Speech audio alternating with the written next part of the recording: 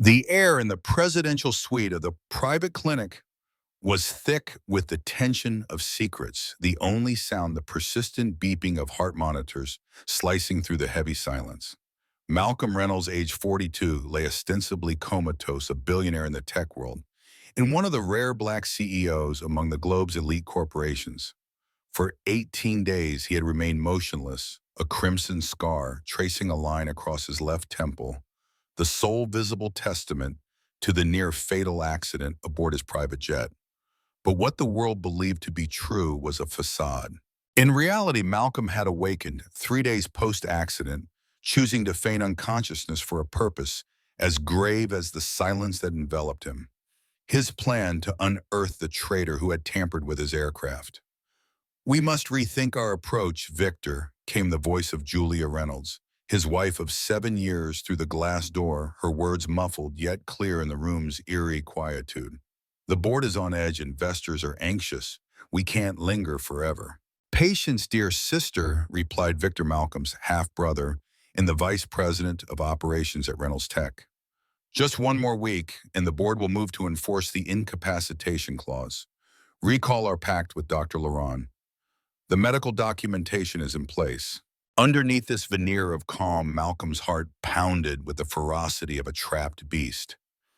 His intuition had not failed him. The sabotage was merely the prelude to an intricate scheme aimed at usurping his empire. "And what of his lawyer, Diana Coleman?" Julia's voice cut through his thoughts. "She's still demanding to see the—" "Diana's days of being an obstacle were numbered," Victor declared with a chilling certainty. "I've orchestrated a rendezvous for her with the Bar Association's Ethics Committee. It appears that some damning documents have surfaced in her office." Malcolm's veins pulsed with anger as he absorbed the plot against his most trusted advisor. Diana Coleman, a beacon of resilience among the few black lawyers in corporate America, had been his mentor during law school, and later his indispensable ally in constructing Reynolds Tech.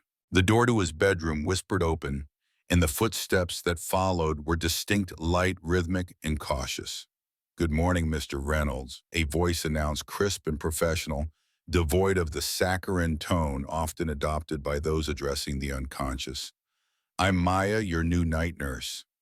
As she moved around the room, the subtle fragrance of lavender enveloped the air, her presence gentle yet authoritative.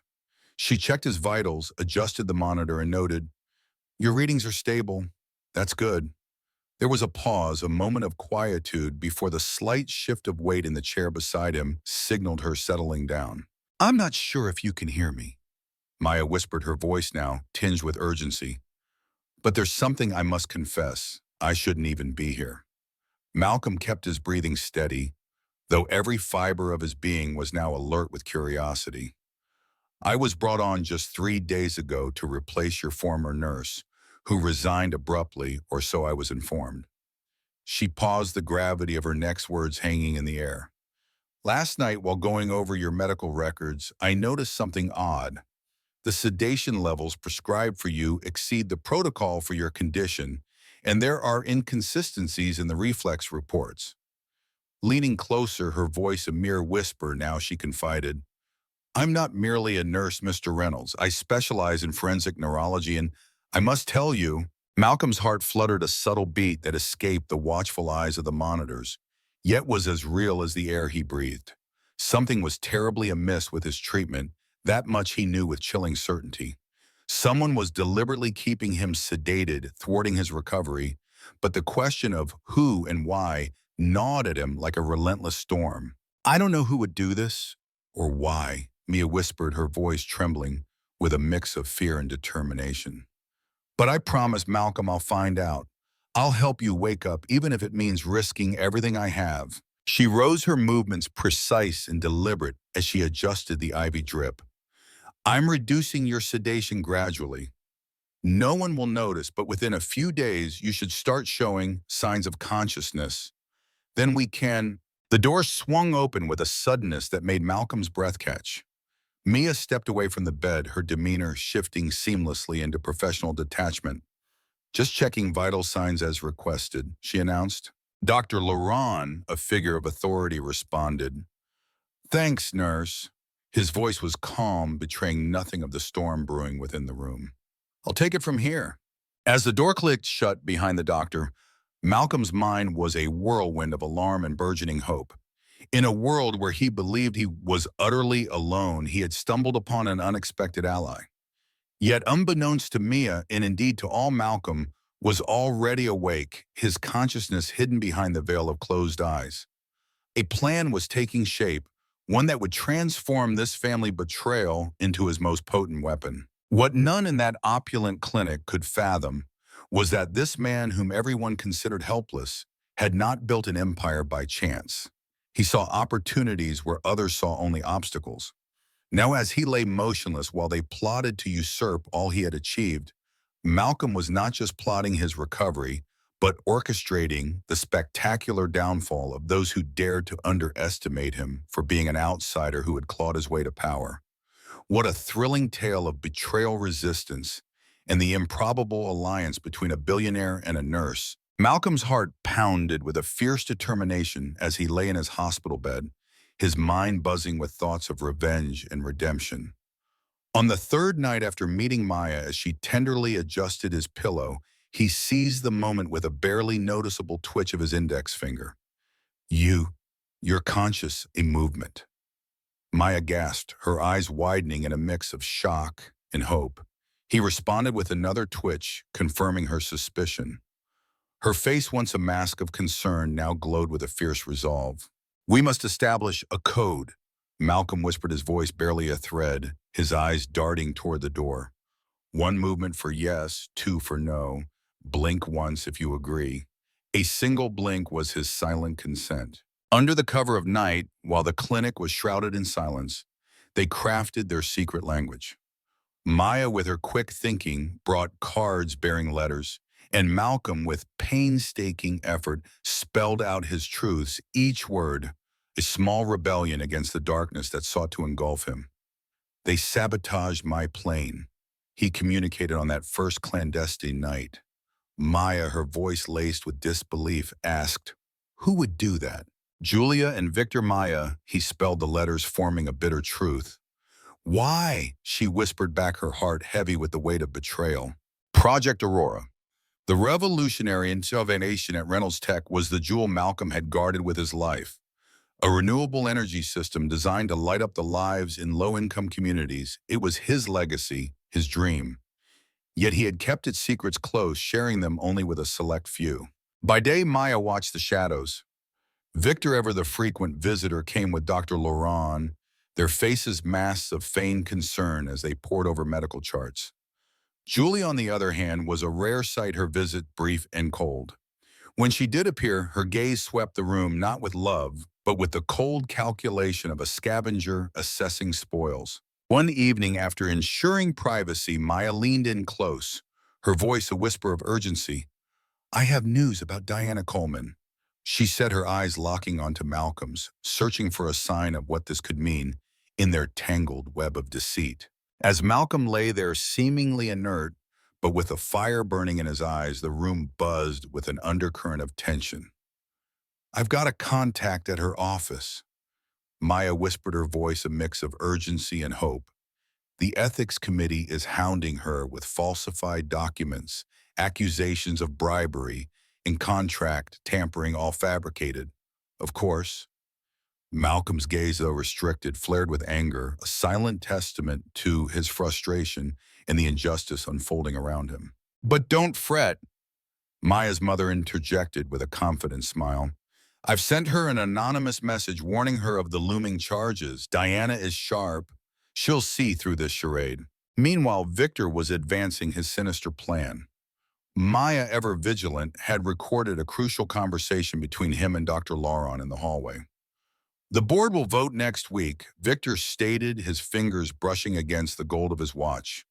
"We need that final neurological report confirming permanent brain damage." Dr. Lauren's voice trembled, a mix of nervousness and deceit. "It's almost ready, but the night nurse has been prying, checking the old records." Victor's sigh was one of impatience. "She's just a nurse. If she stirs, trouble get rid of her." What neither of them could have anticipated was Malcolm's resilience. Under Maya's watchful eye, he was not only listening but also quietly regaining his strength. Small clandestine exercises, flexing muscles, moving fingers were his secret rebellion against the sedation that sought to confine him. On the sixth night, Maya introduced an unexpected ally. "I have someone here who needs to see you," she whispered, her voice barely audible as she gently closed the door.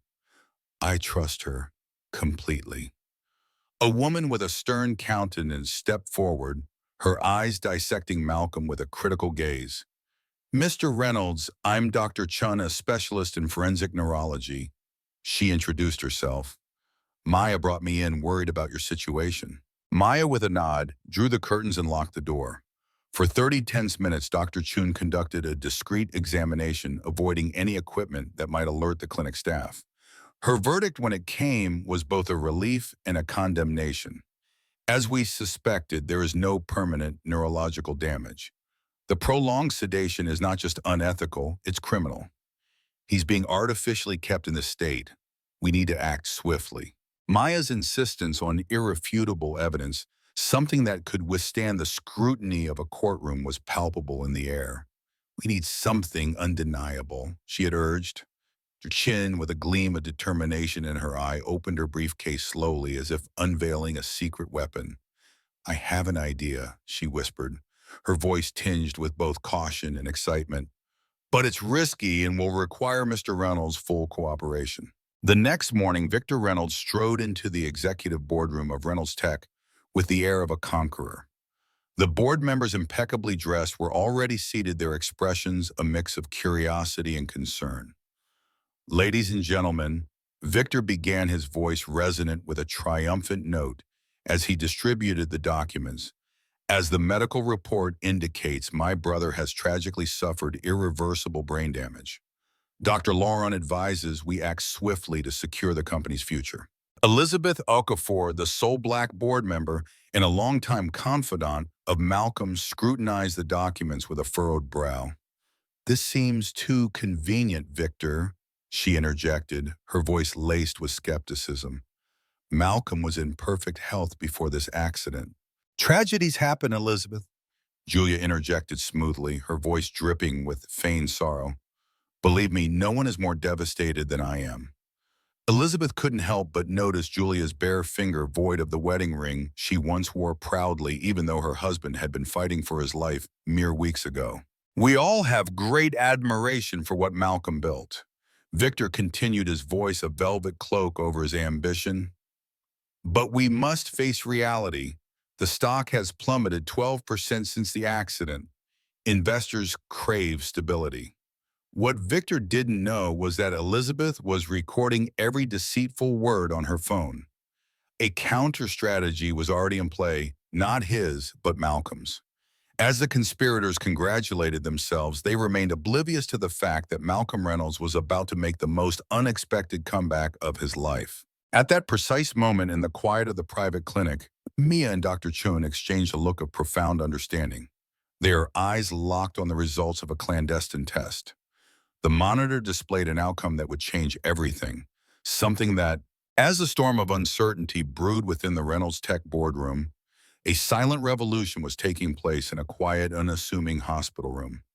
The man who was presumed to be teetering on the brink of death had not only awakened from his deep slumber, but had done so with a fervor that shocked even those closest to him. "Ready for the next phase." Maya's voice trembled with excitement as Dr. Chun tucked away the portable medical equipment. Malcolm's eyes, now fully open after weeks of darkness, gleamed with a newfound clarity. A smile, slow and deliberate, spread across his face. "More than ready," he declared, his voice, though still touched by illness, was imbued with an undeniable determination. "They think they're taking over my empire, but they have no idea what's coming." The billionaire whom everyone believed to be lost to the shadows of a coma was indeed biding his time, not merely to reclaim what was rightfully his, but to unleash a revelation that would rattle the very foundations of his family's legacy. A secret so profound and unexpected that even Maya, his most steadfast ally, could hardly fathom its depths. Meanwhile, the boardroom sat in a tense silence, reminiscent of a courtroom awaiting its verdict. Victor, with a discreet smile, handed out copies of a falsified medical report. Beside him, Julia, ever the actress, dabbed at her dry eyes with a silk handkerchief, her face a mask of feigned sorrow. If there are no further questions, Victor's voice cut through the silence. We can proceed to vote on the temporary transfer of executive powers as recommended by Dr. Lauren. But before the vote could commence, Elizabeth Okafor's hand shot up.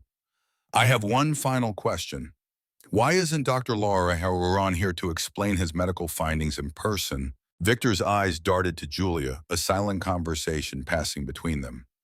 Unfortunately, the doctor has been called away on an emergency, but his report is quite clear. As clear as his conscience, Victor. The deep, resonant voice filled the room, causing every head to turn, every breath to catch. As the door swung open, Malcolm Reynolds stood framed in the doorway, a vision of resilience and resolve. His navy blue suit was impeccably tailored, a stark contrast to the dark wooden cane he leaned upon ever so slightly. By his side, Maya and Dr. Chun observed the board members' faces, a canvas of shock and disbelief. Diana Coleman, his lawyer, followed closely, her black briefcase clutched in her hands like a shield. Julia, in a moment of pure disbelief, knocked her glass of water over the liquid, spilling across the polished table. Victor, his face now ashen, rose slowly, his voice a mere whisper. That's impossible. You're in a deep coma. Dr. Lauren, from his position, nodded in confirmation. Indeed he is. Malcolm, with a commanding presence, stepped into the heart of the room. Dr. Lauren, however, he declared, his voice cutting through the tension, is currently under police questioning for charges of falsifying medical documents and attempted murder through criminal medical negligence. Dr. Chun, with a solemn expression, placed a set of neurological tests on the table. As an independent forensic neurologist, I can assure you Mr. Reynolds was kept in an artificially induced coma, his recovery sabotaged for no medical reason. Absurd, Julia protested, her facade of composure crumbling like a sandcastle against the tide. Malcolm's voice was icy as he added, a very convenient accident, wouldn't you say? A jet meticulously maintained suddenly suffers a catastrophic hydraulic failure, right when you're pushing for a review of the company's shareholding structure. Diana then opened her briefcase, distributing documents with a flourish. Here we have records of communications between Julia Reynolds and Victor Hayes in the weeks leading up to the accident. You'll find specific references to finding a permanent solution to the Aurora obstacle. The Aurora project, Malcolm's passion, aimed to deliver low-cost, sustainable energy to impoverished communities, now stood at the center of this storm. Ridiculous. Victor attempted to regain control, his voice rising. We're discussing technical obstacles to the project, not Malcolm. Malcolm, with a slight, knowing smile, turned to Maya. Maya, please. The nurse stepped forward, presenting a tablet. On its screen, a video began to play, the room's attention now fixed on Victor. In the hushed corridors of the clinic, Dr. Lauren whispered conspiratorially, keep him sedated until the board votes. Then we can let nature take its course. A patient in a coma for so long, accidents do happen after all. The board members watched, their faces painted with utter disbelief. Victor, his voice trembling, stammered, this is... His face now flushed with panic. The room erupted into a montage of chaos. You can't believe this. Nurse Maya, a forensic neurology expert, corrected him with a calm demeanor. Certified in digital evidence analysis. And we have much more. Diana, with a determined stride, placed another document on the table. It was a bank record stark evidence of substantial payments from an offshore company controlled by Victor to Dr. Lauren beginning 3 days before the accident. Elizabeth Okafor stood up, her voice thick with fury. This is disgusting. Attempted murder, corporate fraud, family betrayal. Malcolm, with a steely gaze, approached Victor, who was now backing away in fear. You know what fascinates me most, Victor? How you and Julia truly believed you could take me down so easily. As if I, who built this company from the ground up, facing prejudice, at every meeting, every negotiation, every investment round, would just give up. Julia, watching her world crumble, played her last card. Malcolm, dear, you're confused. You're still under the influence of the medication. We were just trying to protect you. Spare me, Malcolm cut her off, his tone icy. Is your wedding ring in your purse, or has it already been sold a week after my accident? You are already planning how to redecorate my house. The security guards had quietly entered the room. Mr. Reynolds, the head of security, announced, "The police are waiting in the lobby. Shall we escort Mr. Hayes and Mrs. Reynolds there?" As the guards approached, Victor, in a state of panic, exclaimed, "You don't understand. The Aurora project will destroy our biggest contracts. The investors will flee. He's throwing away decades of work for a charity project. It's not." As Victor was led away, Malcolm's voice rang out steady and composed. "Charity, it's the future. And as for the investors, their approval was secured last night while you were busy orchestrating my demise." The room, once filled with tension, now emptied, leaving behind a boardroom of stunned faces. Malcolm settled into the chair that had just been vacated by Victor, his face momentarily betraying a hint of exhaustion. "I thought we were losing you," Elizabeth murmured, her hand gently squeezing his shoulder, her voice a whisper of relief. "I would have been lost," Malcolm responded, his gaze shifting to Maya. "If not for someone who chose to stand against injustice, even when silence would have been the easier path." What none could fathom in that moment was that the conspiracy against Malcolm Reynolds was merely the surface of a much deeper, more sinister plot. Beneath the facade of smiles and congratulations, a more disturbing reality lurked, one that linked the assassination attempt to a network far more extensive and influential than just Victor and Julia. The justice served that day was but the opening gambit in a grander scheme where the true reasons for silencing Project Aurora would involve some of the most powerful figures in the nation. As Malcolm observed Maya conversing with Diana, a profound question echoed in his mind. How far would the loyalty of this woman who risked all for a virtual stranger truly extend? The answer, he would soon realize, would not only reshape his empire, but redefine his understanding of trust, power, and the essence of family. 6 months had elapsed since that tumultuous board meeting. The Reynolds Tech headquarters had undergone a transformation, not merely in its physical appearance, with the Aurora project's solar panels now gleaming atop the building, but in its core mission. From the expansive window of his office, Malcolm gazed out over the city, his thoughts swirling with the changes that had transpired. That morning, as the sunlight filtered through the windows of the newly redesigned office, the newspaper sprawled across the desk bore the final verdict. Victor Hayes, once a titan of industry, now a convicted felon, sentenced to 15 years for attempted murder and corporate fraud. Julia, his former wife, had managed to reduce her sentence to 8 years through a plea bargain. Meanwhile, Dr. Laurent, stripped of his medical license, awaited his own trial with bated breath. "You need to see this," Maya announced, her voice tinged with excitement as she entered the room, tablet in hand. On the screen, children in a public school nestled in one of the city's most underprivileged neighborhoods were testing the new lights powered by the Aurora system. "The first pilot project is a resounding success," she exclaimed.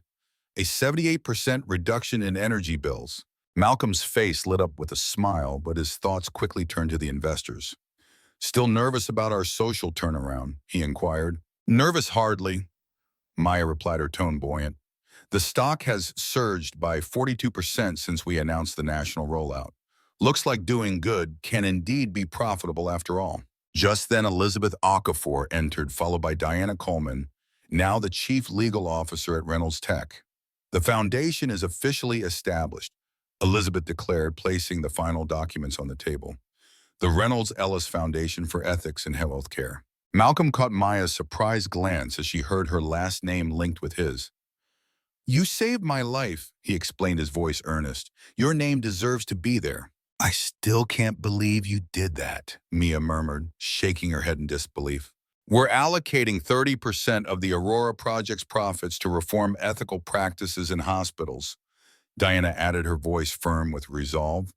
"Each participating hospital will implement safety systems for vulnerable patients, password-protected cameras in critical care rooms, double-checking of medications, and independent external ombudsman." Elizabeth interjected, her tone lightening the mood. "By the way, do you know who called me today? Victor from prison." Malcolm raised his eyebrows, curiosity piqued. And what did our dear conspirator want? To negotiate, believe it or not, Elizabeth said, her eyes twinkling with irony. He claims to have information about other executives involved in sabotaging the Aurora project. Apparently, his plan had more participants than we thought, big names in the traditional energy industry. Malcolm leaned back, his mind racing with the implications of this new revelation. What other secrets might Victor unveil? How deep did the conspiracy go? The battle for ethical innovation was far from over. Malcolm's words lingered in the air like a delicate mist, Diana's offer still echoing in his ears. Do you want me to arrange a visit? Her voice, tinged with concern, did little to sway him. No, Malcolm replied, his gaze fixed on the outside world through the window. Leave him where he is. The truth, like the dawn, will reveal itself when it's ready.